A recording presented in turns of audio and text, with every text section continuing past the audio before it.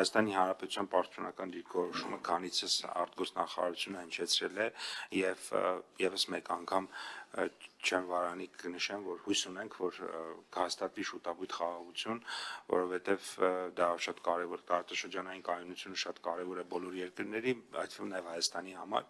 եւ ցավոք սրտի պետք է արձանագրեմ, որ հակամարտության այս քանի օրերի ընթացքում բնականաբար որոշակի խնդիրներ մեր տնտեսվարողները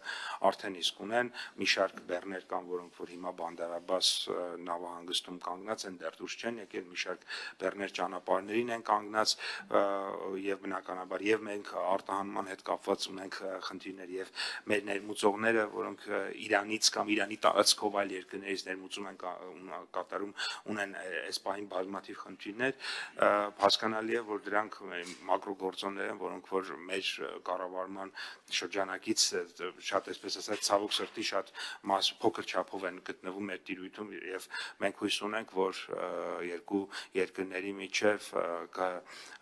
ուրեմն կավարտվի այս հակամարտությունը եւ կարողանանք բարեկամ Իրանի տարածքով շարունակենք ազատ առևտուր իրականացնել, ինչպես նախկինում տեղի ունեցել։